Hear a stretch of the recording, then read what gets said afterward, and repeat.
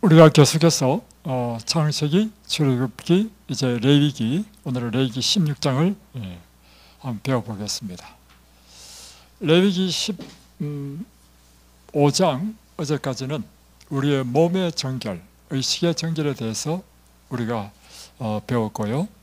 이제 16장에는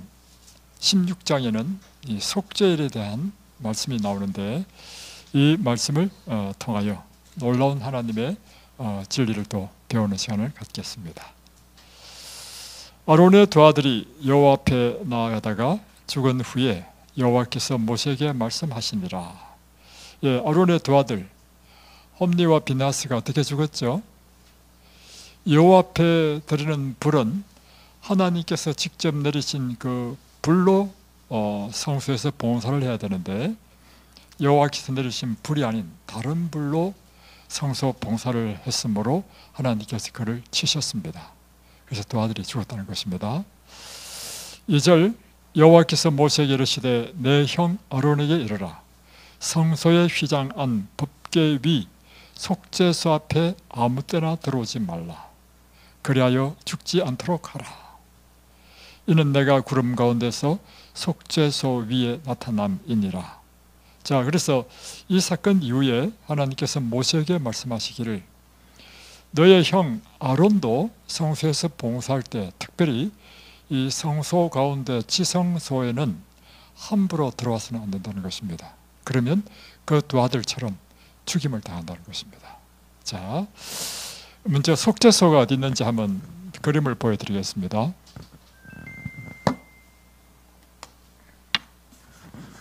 이제 성소, 이제 이게 천으로 이 구역을 이제 딱 막아놨고요. 이 성소 경내죠. 이 성소 경내 내에 성소가 있습니다. 이거는 이런 정사각형이죠. 요 가운데 법궤가 있고요. 이 법궤 위에 검으로 친 두 천사가 서로 마주보고 있습니다. 이 법궤라는 이유는 뭐냐면, 이 안에 무엇이 들어있기 때문에? 십계명이 들어있기 때문에 법궤를 하는 것입니다. 그리고 법궤 이 뚜껑과 그 위에 쳐 있는 이 천사가 서로 마주보고 있는 이것을 속죄소 또는 시은좌라고 합니다. 이런 죄를 속하는 곳이라는 뜻이고요. 또 다른 말로는 은혜를 베푸는 곳이다 하는 것입니다. 그래서 이것을 속죄소, 시온자인데, 이 시온자는 하나님의 영광이 있는 곳입니다. 그래서 쉐키나의 영광이 있다 했습니다. 쉐키나는 빛이라는 뜻입니다. 쉐키나에 아주 하나님에서 나오는 빛이 있는 곳인데, 이 지성소를 함부로 들어가지 말라는 것입니다. 자, 다음에 이 앞에는 물두멍이 있고, 다음에 뜰 가운데는 번제단이 있죠. 양을 잡으면 이거 짐승의 기름이라든가 고기를 태우는 번제단. 이 뜰에서 이제 양을 잡고, 그죠? 자, 이곳에서 이것을 지성소랍니다. 이것을 성소 또는 회막이라고 표현하기도 합니다. 그래서 제사장이 날마다 이 성소에 들어가서 봉사를 합니다. 이 성소에는 남쪽으로는, 여기가 동이거든요. 여기가 서입니다. 그러니까 이게 남이 되죠. 이게 북쪽이 되죠. 여기에는 7 금잔이 있습니다. 이 7 금잔에는 항상 이 올리브유, 감람유로 기름을 밝히는, 불을 밝히는 이 등대가 있고, 여기에는 떡상에 있어서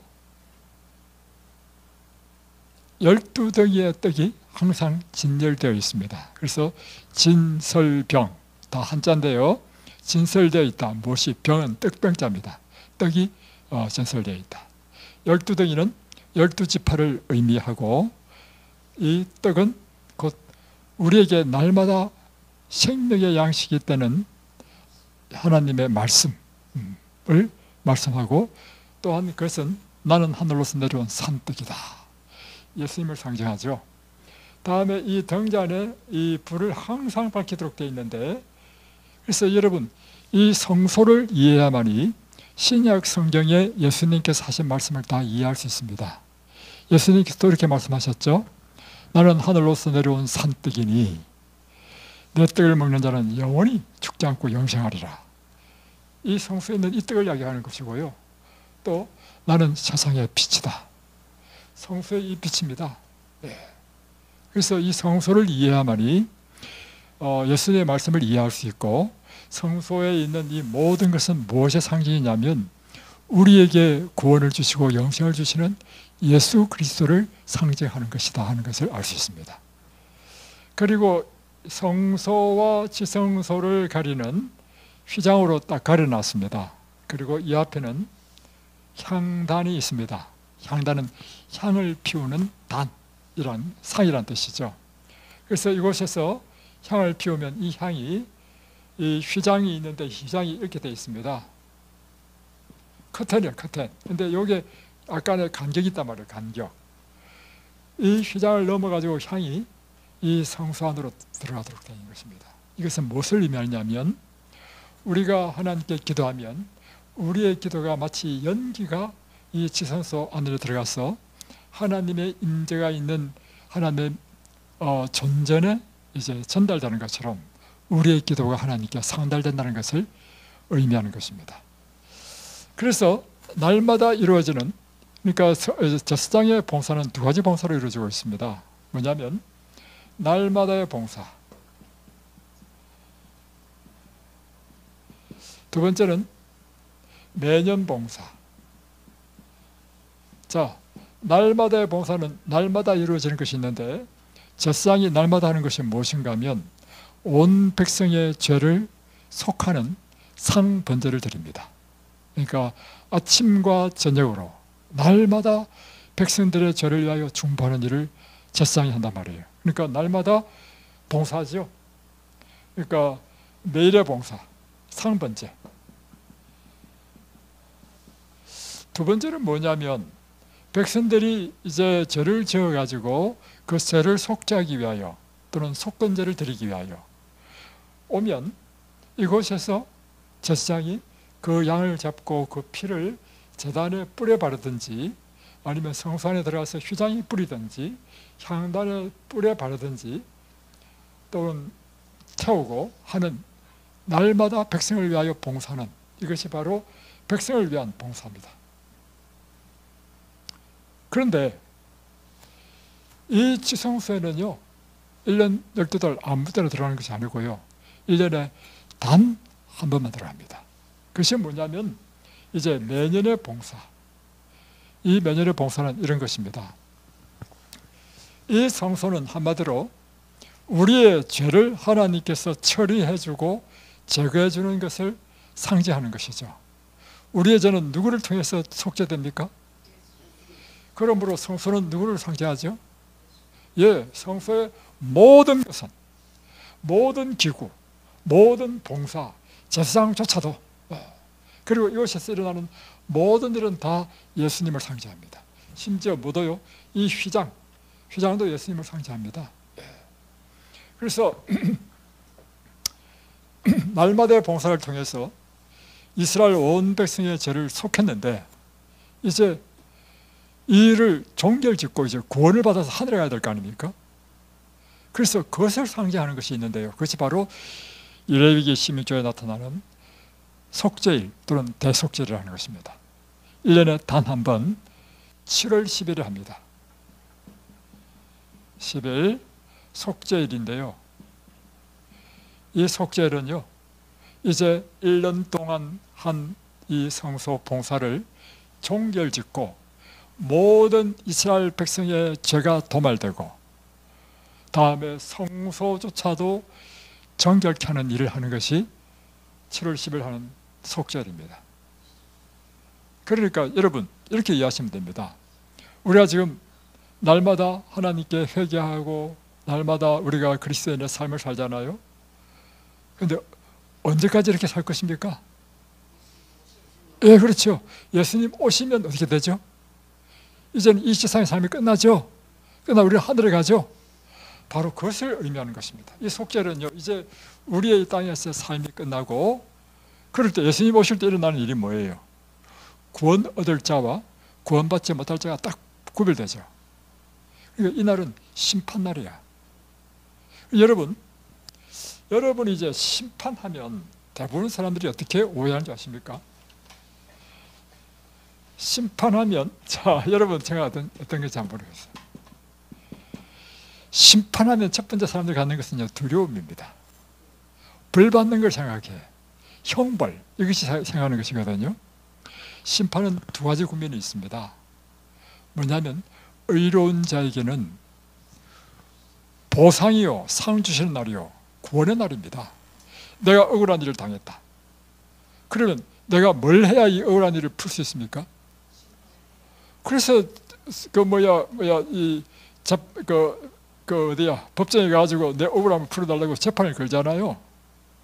재판을 해서 그 재판 결과로 내 억울함이 풀린 것은 그게 바로 심판이야. 이 심판은 나에게는 좋은 것입니까? 나쁜 것입니까?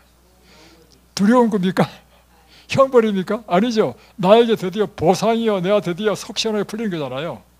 그래서 이렇고 악인에게 있어서의 심판은 뭐냐면 벌 받는 날이야. 그래서 이 심판은요, 두 가지 국면을 갖고 있습니다. 뭐냐면 의로운 자에는 구원을, 악한 자에는 멸망의 심판을 의미하는 것입니다. 그래서 여러분, 이 대속죄래요, 모든 인생의 운명이 갈려져 버립니다. 구원받을 자와 멸망받을 사람. 굉장히 엄숙한 것이죠. 그래서 자, 이 밑에 있는 내용을 한번 쭉 보면 이제 복잡하니까 제가 일일이 읽고 하면 여러분이 잘 이해가 안 돼요. 그래서 제가 쭉 설명을 해드리겠습니다. 그게 훨씬 더 쉬워요. 사실 이 대속죄일은요,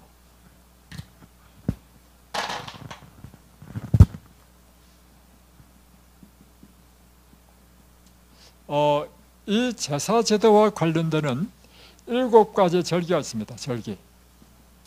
이게 레위기 23장에 나옵니다. 7가지 절기 가운데 하나입니다. 그래서 이 대속죄일의 의미를 이해하기 위해서는요, 레위기 23장에 있는 7절기를 공부를 해야만이 이해됩니다. 그런데 사실은 이 대속죄에 대해서도 레위기 23장의 7절기 설명할 때 이야기하시면 되는데, 성경은 먼저 16장에서 대속죄부터 먼저 설명하고 그 다음에 또 23장에 가서 또 7절기를 또 설명해요. 그래서 여러분이 성경을 이렇게 이해할 때 전체적인 성경을 먼저 이해하셔야 지금 이게 앞뒤 전후 문맥이 어떻게 되는지를 이해할 수 있는 것입니다. 자, 그래서 사실 교사가 필요한 거죠. 그렇죠? 자, 레위기 23장으로 넘어가 보겠습니다. 자, 4절로 넘어갑니다. 이것이 너희가 그 정한 때에 성회로 공포할 여호와의 절기들이니라. 자, 여기 어떻게 나오냐면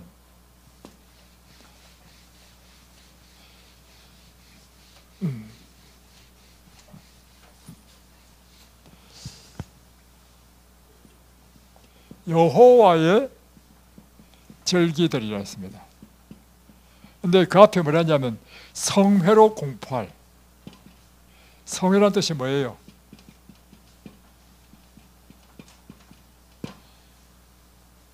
다시 말하면 모든 백성이 모여서 하나님께 예배 드려야 될 날이라는 것입니다. 이 여호와의 절기에 첫 번째 나오는 것이 뭐냐면 5절, 첫째 달 19날 저녁은 여호와의 유월절이요. 첫 번째 절기가 유월절입니다. 유월절은 지난번에 설명했죠. 패스오버이라고 하는 뜻이고, 이것은 첫째 달이니까 1월이죠. 1월 14일 저녁이야, 저녁. 이때 양을 잡는다는 것입니다. 예수님께서 십자가에 죽으신 때가요, 1월 14일 오후입니다. 저녁입니다. 정확하게 맞죠? 다음에 두 번째 나오는 게 뭐냐면 6절 이달 15날은 여호와의 무교절이니 이래 동안 너희는 무교봉을 먹을 것이요. 이제 무교절이 납니다. 무교절. 이것은 1월 15일부터 시작되는데요. 자, 이래 동안이니까 일주일 동안 하니까 15일부터 21일이죠. 그런데 또 7절 보면 6절에 보면 7절 그 첫째 날에는 너희가 성회로 모이고, 그러니까 첫째 날이니까 1월 15일 날 성회로 모이고 아무 일도 하지 말라 이렇게 했죠. 이게 뭐냐면 절기 안식일을 지키라는 것입니다. 이날은 일을 하면 안 돼.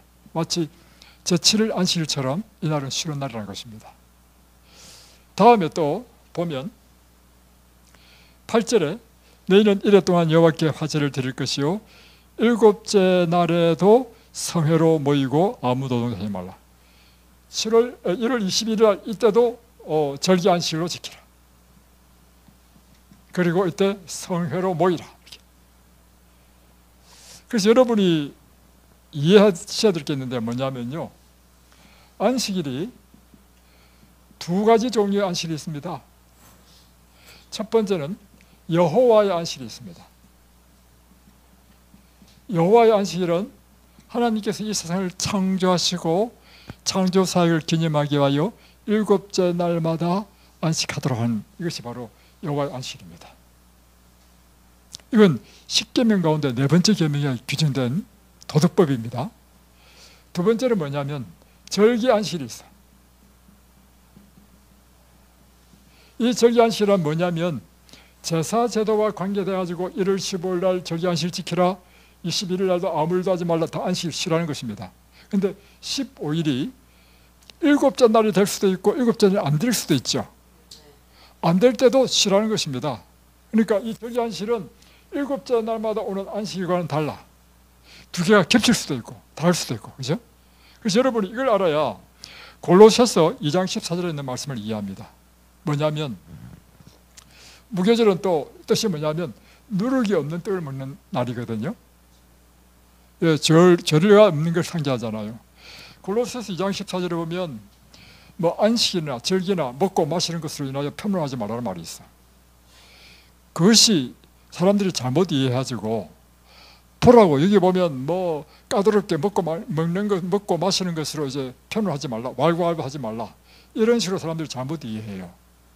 그리고 또 하나는 안식일을 한번 찾아보겠습니다. 골로새서 2장 14절.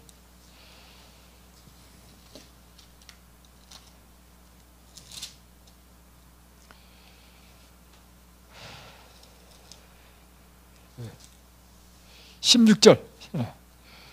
자, 그러므로 먹고 마시는 것과 절기나 초하루나 안식일을 이유로 누구든지 너희를 비판하지 못하게 하라. 이 말 가지고 사람들이 오해를 하는데, 그 오해는 이제는 예수님의 십자가로 인해서 레위기 11장에 있는 부정한 짐승, 정한 짐승 구별해서 먹는 것 다 폐해졌다.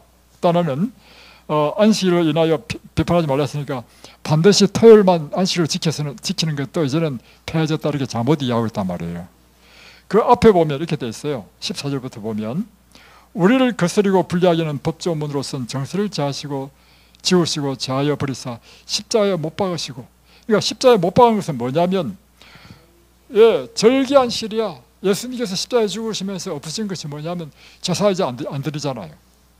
그러니까 제사와 관계되는 이제 누룩 없는 떡을 먹는 것이 먹고 마시는 거야. 또 오순절은 뭘 먹어야 되느냐면 누룩 있는 떡을 먹어야 돼, 반대로.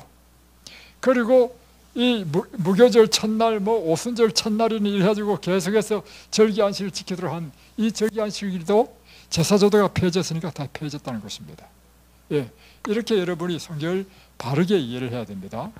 예, 자, 다음에 이제 23장 우리가 하던 거죠. 다음에 세 번째 절기가 뭐냐면 세 번째 절기가 뭐냐면 요제절입니다. 요제절은 요자가 뭐냐면 흔든다는 뜻이죠. 흔든다. 뭘 흔들었냐? 보리를 추수한 그 첫 단을 하나님 앞에 흔드는데요. 이것은 언제 하냐면 1월 16일 날에 하도록 했습니다. 이것이 상징하는 게 뭐냐면 보세요. 6월절 이후로 3일째죠.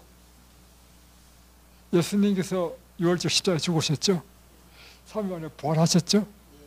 그 부활한 것을 이렇게 1500년 전에 하나님께서는 모세를 통해서 이미 이렇게 절기로 표상해 놓은 것입니다. 놀랍지 않습니까, 여러분? 그래서 이때는 뭐냐면 보리단을 흔듭니다. 이 예표 그대로 예수님께서 3일 만에 부활하셨죠. 다음에 네 번째는 오순절입니다. 이 오순절은 한자인데요. 이게 다스도 열순입니다. 그러니까 50일째 되는 날이라는 것입니다. 무엇으로부터 50일 되느냐? 이 요제절로부터 50일이 되는 날에 이때는 뭘 먹도록 했냐면 반드시 빵에 누룩을 넣어서 먹도록 했습니다. 자, 누룩이 있는 떡. 무교절은 누룩 없는 떡. 이때는 이제 죄가 없는 걸 상징하고 이때는 누룩은 다른 의미인데요. 누룩의 특징이 뭐냐면 부풀리잖아요. 폭발적인 성령의 강림을 이미 1500년 전에 예언한 것입니다. 자, 이 오순절은요, 요제절이 1월 16일이니까 이때로부터 7일의 다음 날이니까 50일이죠. 그러니까 유대력은요 매달이 30일입니다. 그러니까 1월 17일부터 1월 30일까지니까 14일이죠. 다음에 2월은 전체가 다 30일입니다. 그러면 토탈 44일이죠. 그러면 50일째는 3월 6일이죠. 6일. 그러면 50일 딱 되죠. 오순절은 3월 6일 날 지키는 것입니다. 자, 보세요. 사도행전 1장에 보면 예수님께서 부활하셔가지고 제자들과 며칠 동안 함께 있었냐면 40일 동안 함께 계셨다 했습니다. 그리고 이제 사도행전 2장이 넘어오면 오순절이 이름에 이제 부활하신 다음에 열흘 동안 제자들이 마가 다락방에서 기도했죠. 기도에 저녁 힘쓰는 그 이후에 드디어 사도행전 2장에 보면 오순절을 맞이했을 때 하늘에서 성령이 내린 것입니다. 이 비유 그대로 폭발적인 성령의 역사로 말미암아 이 교회 역사가 시작된 것입니다. 그러니까 이 절기는 뭐냐면 하나님께서 우리를 구원하시는 구원의 역사를 어떻게 이루시는지 미리 우리에게 예표로 보여준 것입니다. 자, 다음에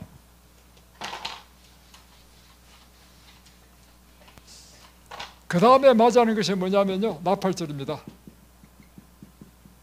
다 지금 레위기 23장에 있는 것입니다.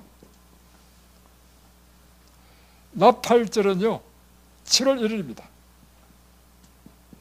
나팔절이 뭐냐? 나팔을 길게 분다 해서 나팔절입니다. 왜 나팔을 부느냐? 그것은요 다음 절기인 속죄일 절기를 위하여, 속죄일이 7월 10일이거든요 이제 속죄일이 가까이 왔다 이거예요.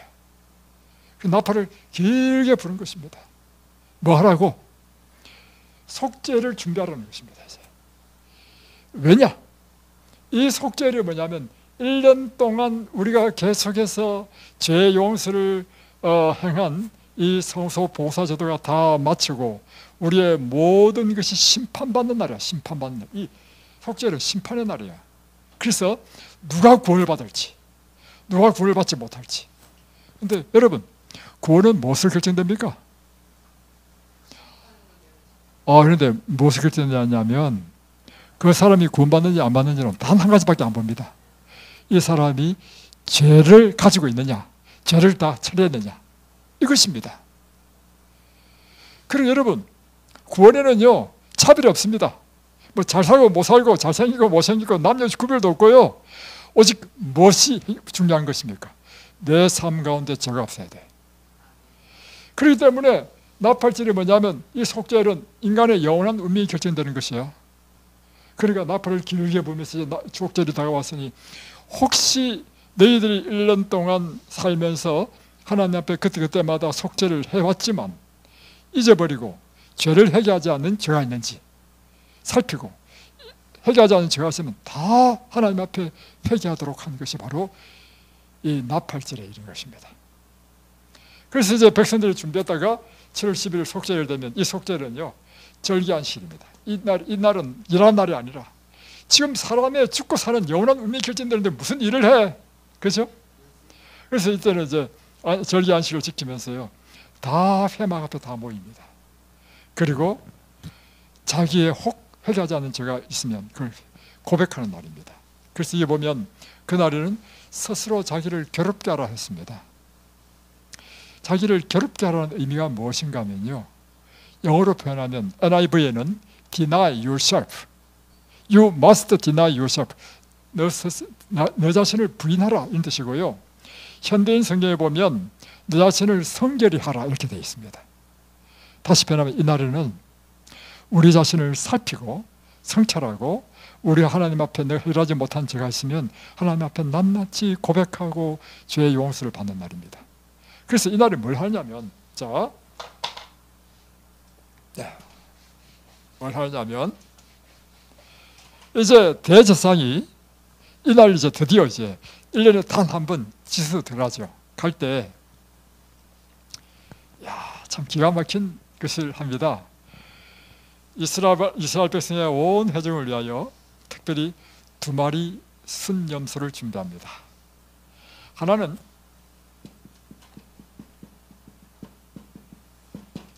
여호와를 위하여, 또 한 마리는 아사셀을 위하여. 자, 그리고는 이 여호와를 위한 이 순염소는 잡아가지고 그 피를 가지고 어디까지 들어가냐면 바로 1년에 단 한 번 들어가는 지성소에 들어간다는 것입니다. 지성소에 들어가면 벗개가 있죠. 벗개 있고 그 벗개 위가 속죄소고 시원자라 했죠. 그 벗개 위에 이 염소의 피를 뿌리는 것입니다. 이것은 무엇을 의미하냐면, 하나님의 법궤에는 십계명이 있죠. 십계명이 요구하는 것은요 우리에게 의로운 삶을 요구하는 것입니다. 그리고 만약에 우리에게 범죄한 것이 있으면 그 죄값은 생명을 요구합니다. 그래서 이것은 우리 모든 죄를 위하여 이 염소의 피가 상징하는 예수님의 보혈이 흘려졌습니다. 그러므로 이 율법이 요구하는 그 의를 충족시켰습니다 하는 뜻입니다. 그리고는 이때 우리 모든 사람은 죄의 용서를 받고 이제는 구원을 받게 되는 것입니다. 그럴 때 대제사장이요 어떻게 하냐면, 그저께 배웠죠. 대제사장이 옷 입는 거 배웠죠. 안에 속옷을 입는데 위에 옷이 있고 아래 속옷이 별도로 있습니다. 그 다음에 곁옷이 있는데 곁옷은 청색인데요, 청색의 끝에는 방울을 달았습니다. 성유 방울을 조금 달았으면 걸어가면 딸랑딸랑 소리가 났어요. 그리고 그 다음에 에봇을 입었죠. 에봇 위에 흉패를 붙였죠. 이 흉패에 12보석이 됐죠. 12보석은 12지파의 이름이 다 기록됐다 했죠. 유다지파, 유다지파, 레이지파 뭐 이렇게 기록되어 있죠. 다음에 이 안에 둔님과 운밈을 집어넣었다 했죠. 이렇게 가지고 이 12보석은 12지파의 이스라엘 백성을 대표하는 거야.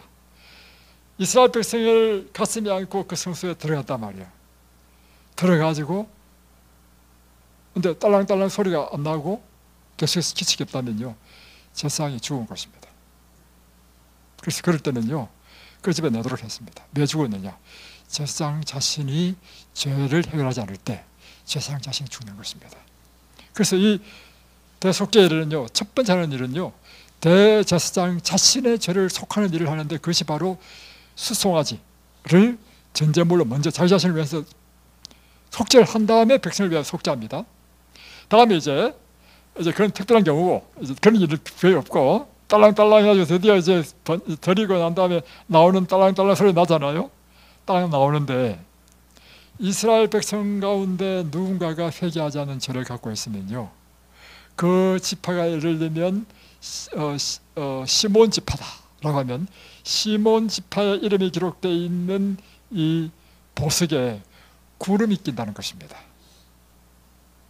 그러면 시몬 지파에 속한 사람만 모아가지고 제비뽑기를 해. 그러면 시몬 지파에도 여러 가게가 있을 거 아니에요. 그 가게에 한 사람이 뽑혀.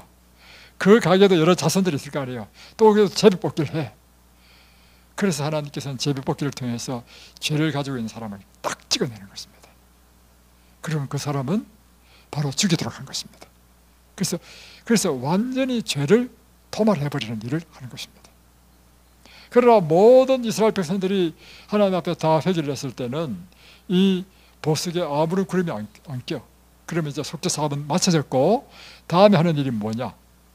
그 다음에 아사셀을 위하여 준비한 이 순념소를요, 한 사람이 끌고 어디 가냐면 무인지경으로 광야로 가게 됩니다. 가지고 순념소가 더 이상 돌아올 수 없는 그곳에 가서, 또는 밀어 떨어뜨리기도 하고요. 그 하기 전에 뭐 하냐? 하나 빠뜨린 게 있습니다. 이 아사셀을 위한 순념소 위에 대제사장이 손에 머리를 얹고 이스라엘의 모든 죄를 그에게 다 전가시킵니다.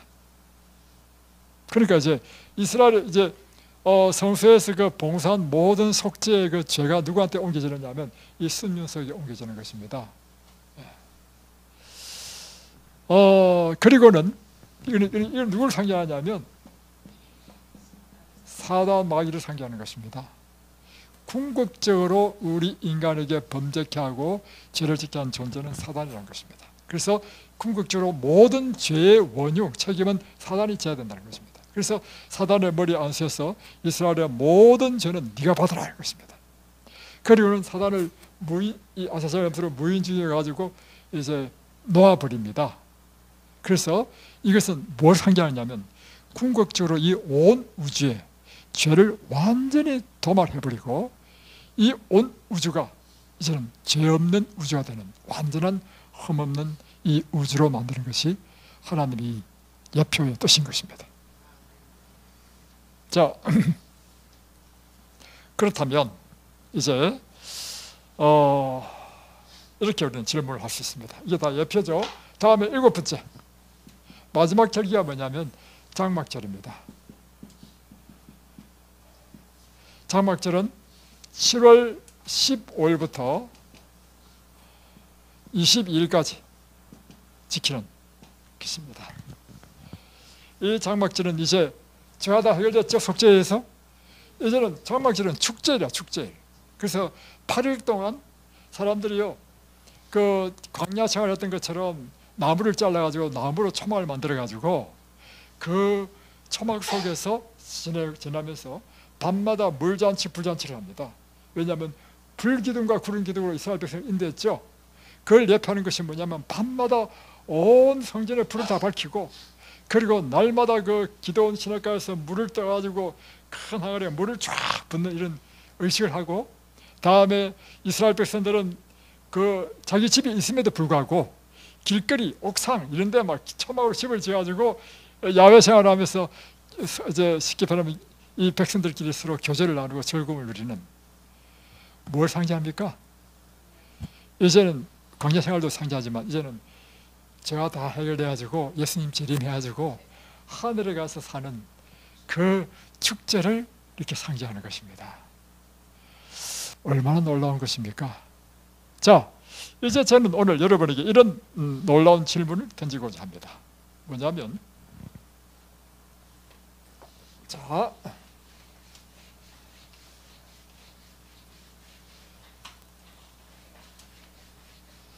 우리에게 아주 중요한 질문이 있는데, 그렇다면 예표된 이 대속죄, 이 대속죄는 언제부터 시작되는가? 왜냐하면 대속죄, 이 속죄를 해야만이 우리가 구원받고, 이제는 대속죄 끝나면 뭐예요? 바로 예수님의 재림이야. 그러니까 재림 전에 있어야 될 일이 뭐냐면 이 속죄하는 일을 해야 되는 것입니다. 맞죠? 논리적으로. 이것은 다른 말로 표현하면 심판날이에요. 예, 심판날이에요. 그래서 성경에 보면 여러분 사도 바울이 여러 번 사도행전, 로마서, 데살로니가서 등등, 그다음 고린도 후서에도 나오고 여러 번 나오는 것이 뭐냐면 하나님께서는 심판하실 날을 작정하셨다는 것입니다. 사도행전 17장 31절에는 이렇게 표현하고 있습니다. 하나님께서 심판할 날을 작정하셨다. 로마서 14장 10절에는 우리가 다 하나님의 심판대 앞에 서리라. 전도서 11장 9절 내 청년의 때 네가 하고 싶은 대로 다 행하라. 그러나 너는 반드시 기억하라. 하나님께서 심판하실 줄을 알라. 그리고 전도서 맨 마지막 끝절이 뭐냐면 12장 마지막 끝절을 보면 하나님께서 사람들의 모든 행위를 선악과는 심판하시리라. 그런데 여러분 우리에게 반드시 무엇이 있어요? 심판이 있습니다. 이 심판을 왜 두려워하냐면 자꾸 벌 받을 걸 생각하니까 두려워하는 거라. 그러나 우리에게 심판이 있어야 돼요. 왜냐하면 심판이 있어야 무엇이 있기 때문에. 그럼 우리는 무엇을 기다려야 되냐면 예수님의 심판을 기다려야 돼요. 오히려 그렇지 않습니까? 예, 자 다음. 그러면 이 예표로 된 7월 10일에 있었던 이 속죄일은 실제적으로 예표이기 때문에 그러면 우리의 일은 실제로 언제부터 그러면 하나님께서 산자와 죽은 자를 다 심판해서 구원 얻을 사람과 구원 얻지 못할 사람을 판결하느냐 이거죠. 그걸 알기 위해서 우리가 뭘 봐야 되냐면 다니엘서에 보면 바로 이것이 예언되어 있습니다. 다니엘서도 제가 찾지 않고 말로만 하겠습니다. 이게 사실은 이제 시간이 많이 걸리기 때문에 단축시키기 위해서 말씀으로만 다 합니다. 다니엘서는요 하나님께서 다니엘에게 주신 계신데요 무엇이냐면 이 세상의 역사가 어떻게 흘러갈 것인가를 미리 보여주신 것입니다. 뭐로 표상했냐면 다니엘서는요 이렇게 표상되었습니다. 큰 신상을 보여줬는데 꿈속에 느부갓네살 왕에게 신상의 머리, 다음에 두 팔, 가슴, 배와 넓적자리, 두 다리, 발 이런 신상을 보여줬단 말이에요. 그런데 머리는 금이야. 두 팔과 가슴은 은이야. 배와 넓적자리는 동이야. 두 다리는 철이야. 그런데 이 발은요 철과 진흙이 섞여 있다는 것입니다. 꿈속에 이것을 보여주고는 갑자기 사람의 손으로 하지 않은 뜨인 돌이 날라와가지고 돌이 날라와가지고 신상이 어딜 치냐 발을 쳐버렸어. 발을 치니까 신상이 꽉 넘어져 버리고 산산조각 나버렸어. 그리고는 신상을 친 이 돌이요 태산을 이루어서 큰 산을 이루었다. 이게 다니엘 2장에 느부갓네살 왕에게 준 꿈이고 이 꿈을 다니엘이 해석했습니다. 그 해석이 무엇인가 하면 이 신상은 이 세상의 나라를 상징합니다. 금 같은 나라, 은 같은 나라, 동 같은 나라, 철나라 그리고 철과 진이 섞인 10발가락의 시대가 올 것입니다. 그게 뭐냐면 느부갓네살 왕이 통치했던 금나라가 바빌론이고요 은은 메데페르시아, 동은 헬라, 다음에 철은 로마 다음에 이 제국이 분열되면서 오늘날 유럽에 여러 열나라가 생기잖아요. 그죠? 열국들의 분열. 오늘 우리는 어느 시대에 살고 있는가? 이 열국 시대에 살고 있는 것입니다. 이게 세상 역사 이렇게 되는데 이게 세상 역사가 계속되는 게 아니라 돌이 날라와가지고 이를 쳐 부쉈다는 거니까. 그러니까 세상 나라를 상징하는 이 신상이 무너지고 깨지고 해가지고 가루가 돼서 바람에 가버렸어요. 이 말은 뭐냐면 세상 나라는 멸망한다는 것입니다. 무엇에 의해서? 돌의 심판에 의해서. 이 돌이 뭐냐면 예수 그리스도의 재림을 나타내는 것입니다. 그런데 다음에 다니엘 7장에서는요 더 자세하게 또 예언을 합니다. 다니엘 7장은 이렇습니다. 똑같은 예언인데요 뭐로 표상됐냐면 이제는 짐승으로 표상했어. 바다에서 사자가 올라왔습니다. 두 번째는 곰이 올라왔습니다. 다음에 표범이 올라왔습니다. 다음에 네 번째는 무시무시한 짐승.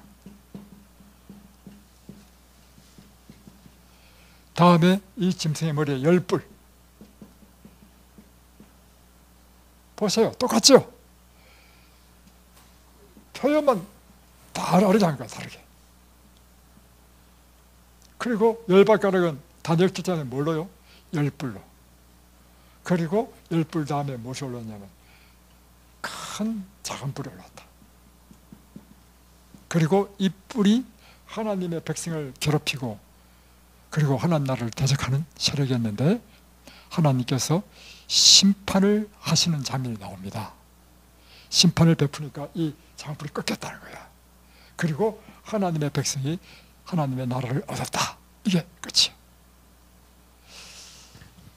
여기 그러니까 2장에도 심판이죠. 3장에도 이 세상의 마지막 때는 뭐로 끝납니까? 하나님의 심판으로 끝나죠. 심판 위에는 뭐가 일어나면 하나님의 나라가 임하고 여기에서도 성도들이 하나님 나라를 얻었다. 이렇게 끝나는 거예요. 그러니까 심판이 있어야 무엇이 있어요? 하나님의 나라가 임하는 것입니다.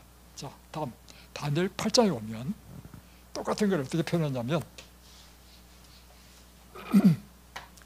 이제 사자는 그때 멸망했습니다. 다니엘 8장을 예언받을 때는요, 이 사자는 멸망할 때이기 때문에 아예 나오지 않고요, 이 곰부터 나오죠. 곰부터. 이게 뭐냐면 양으로. 다음에 표범은 뭐로 표현하냐면 순양, 숫염소로. 다음에 무시무시한 짐승은 뭐로 표현하냐면 이 순염소에서요 4뿔이 나와. 그 중에 한 방향에서 또 큰 뿔이 나와. 이 뿔도 똑같이 하나님을 대적하고 하나님의 성도들을 괴롭히는 이 즉 그리스도의 일을 해. 그럴 때 다니엘 8장은 심판을 어떻게 표현하냐면, 자, 이와 같이 하나님의 백성을 핍박하고 이를 언제 때까지입니까? 라고 질문한단 말이야, 다니엘이. 그러니까 2300주야까지니 했습니다. 자, 여기 보면 이거 여러분 사경회를 통해 가지고 몇 날 며칠을 자세히 배우면 참 좋지만 여러분 그럴 상황이 못 되니까 간단히 설명해 주는 겁니다. 자, 언제까지 이 뿔이 이렇게 하나님을 대적하고 이렇게 성도를 괴롭히겠습니까? 하니까 단 8장 14절 2300주야까지니 그때야 성소가 정결하게 되리라. 그러니까 2300주야, 이 주야는 연상으로 주야는 주, 낮주자, 밤야자죠. 그러니까 주야는 1이야. 한마디로 다 포함해서 2301인데 성경의 예언은요 하루를 1년으로 해석하도록 했습니다. 다시 말하면 2300년 때까지 그렇게 하다가 2300년이 마쳐지면 이제는 성소가 정결하게 되겠다 하는 것입니다. 성소가 정결하게 되는 게 뭐냐? 아까 우리가 성소 봉사에서 배웠죠? 자, 성소에서요 대속죄일에 했던 일이 뭐냐면 순염소의 피를 가지고 시성소에 들어갔죠. 그래서 죄를 속했죠. 온 이스라엘 백성의 죄를 속했을 때 이때 한 일이 뭐냐면 이 대속죄일에 첫 번째는 먼저 대제사장이 먼저 자기와 자기 가족을 위해서 송아지를 잡아가지고 속죄 일을 합니다. 두 번째는 전 이스라엘 백성을 위해서 백성의 죄를 위해서 염소를 잡아서 그 염소 피로 제사를 드립니다. 세 번째가 뭐냐면 그 피로 성소를 정결케 하는 일을 한다는 것입니다. 자, 성소를 정결케 한다. 속죄한다. 이게 레위기 16장에는요 성소를 정결케 속죄한다 이렇게 표현했습니다. 그래서 구체적으로 뭘 속죄하느냐? 회막, 다음에 향단, 제단 다 속죄한다는 것입니다. 왜냐? 1년 동안 이스라엘 백성들의 죄를 계속해서 성소에 피를 뿌리고 제단에 바르고 뿌리고 하면서요 상징적으로 이스라엘 백성의 죄가 어디에 지금 증가됐냐면 성소의 모든 기구, 성막, 회장 다 증가된 거예요.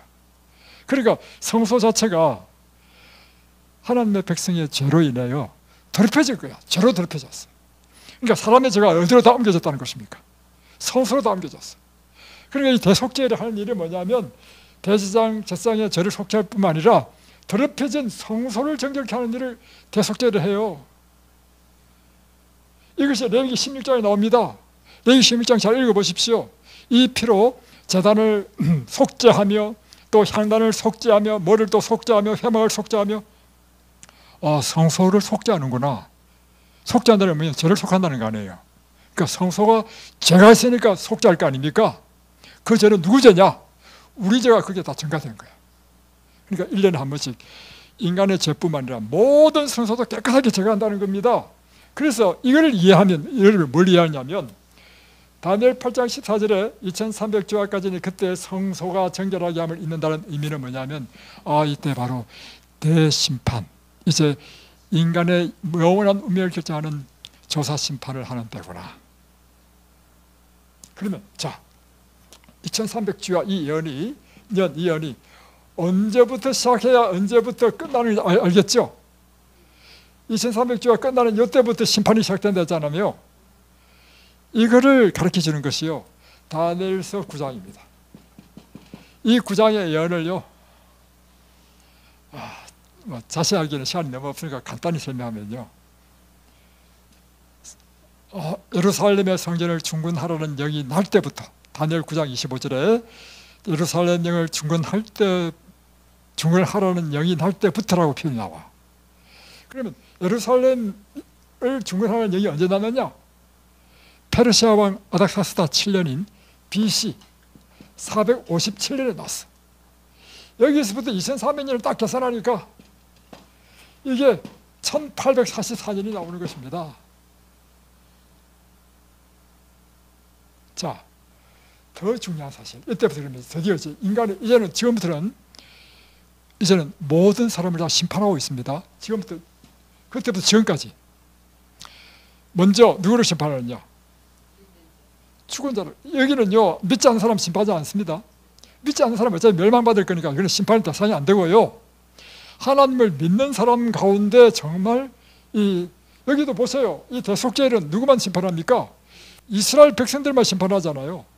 다른 백성은 아예 심판의 대상이 되지 않아. 마찬가지로 이 1844년부터 심판하는 것도요 하나님을 믿는다고 하는 사람들을 대상으로 심판하는 것입니다. 그 가운데 정말 구원받을 사람이 누군가?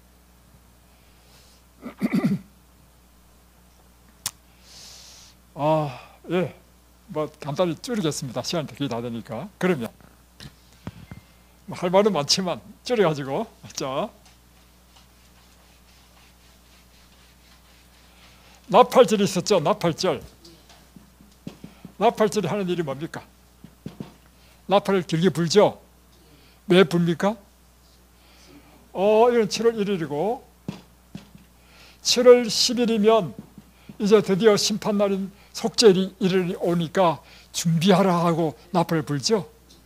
그러면 이건 표상이죠. 실제적으로 1844년부터 심판이 시작되면 그 전에 반드시 무엇이 있어야 됩니까? 나팔 부는 일이 있어야 돼. 이 나팔 부는 일이 누가 했냐면 바로 1830년대부터요 재림운동이 일어난 것입니다. 윌리엄 밀리가요 그런 농부였습니다. 그런 침례 교인이었죠. 그가 다니엘서와 요한계시록을 연구하면서 뭘 깨달았냐면 지금 방금 제가 설명드린 이것을 깨닫게 된 거야.